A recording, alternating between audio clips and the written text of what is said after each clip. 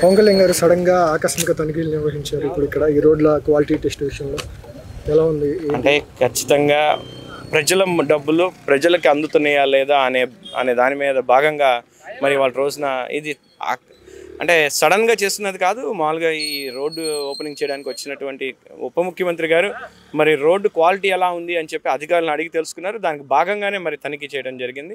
అందరితో కలిసిమెలిసి పనిచేస్తూ ఇలాంటి క్వాలిటీని రాష్ట్రం అంతా అందించాలి అని చెప్పి మరి ఈ క్వాలిటీ స్టాండర్డ్స్ ఏవైతే ఉన్నాయో అవన్నీ మెయింటైన్ చేస్తూ ముందుకెళ్ళాలని. ఎందుకంటే ఇది ప్రతి సంవత్సరం వేసుకునే రోడ్డు కాదు కాబట్టి, అవకాశం ఉన్నప్పుడు బడ్జెట్ ఉన్నప్పుడు వేసుకునే రోడ్లు కాబట్టి ఖచ్చితంగా ప్రజల డబ్బులు ప్రజలకు చెందాలని చెప్పి ఆయన మరి క్వాలిటీ టెస్ట్ చేయడం జరిగింది. ఖచ్చితంగా మంచి క్వాలిటీ ఉందని చెప్పి మరి మనం చూసాం ఇందాడ. మరి రాబోయే రోజుల్లో కూడా ఇలాంటి పరిమాణాలు ఉన్నటువంటి స్టాండర్డ్స్ ఉన్నటువంటి నాయకుల వల్ల మన రాష్ట్రం మరింత పురోగతి చెందుతుందని చెప్పి నేను భావిస్తా ఉన్నాను. సార్, పవన్ కళ్యాణ్ గారు చంద్రబాబు నాయుడు గారు ఇంకా 10 సంవత్సరాలు సీఎంగా కొనసాగితే బాగుంటుంది అంటున్నారు. దీనికి జనసేనలో వ్యతిరేకులు వీళ్ళు ఎవరు ఉండరంటారా? అంతిమంగా పవన్ కళ్యాణ్ గారి మాటే మా అందరి మాట. ఇందులో వ్యతిరేకులు అంటూ ఎవరు లేరు. జనసేన పార్టీలో పవన్ కళ్యాణ్ గారు ఎలా చెప్తే అలా నడుచుకోవడానికి సిద్ధంగా జన సైనికులు ఉన్నాం.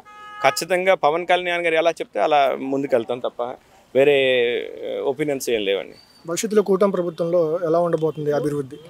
పవన్ కళ్యాణ్ గారు చెప్పినట్టుగా రాబోయే 10 సంవత్సరాల్లో కూడా మరి చంద్రబాబు నాయుడు గారు మనందరం కలిసి ఒక కూటమిగా ప్రభుత్వంగా ఏర్పడి మరి రాష్ట్ర అభివృద్ధి కోసం ఏర్పడినటువంటి ఈ కూటమి కాబట్టి మనందరం గుర్తుపెట్టుకోవాలి. ఒక్కొక్కసారి ఇండివిజువల్ స్టేక్స్ కంటే ప్రజలు అంతిమంగా బెనిఫిట్ పొందాలనేది పవన్ కళ్యాణ్ గారి లక్ష్యం. ఆ లక్ష్యం మరి వైపు పవన్ కళ్యాణ్ గారు ముందుకు వెళ్తూ ఉన్నారు.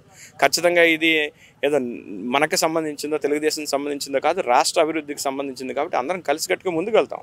ఇందులో ఎక్కడ అనుమానాలు పెట్టుకోవద్దు.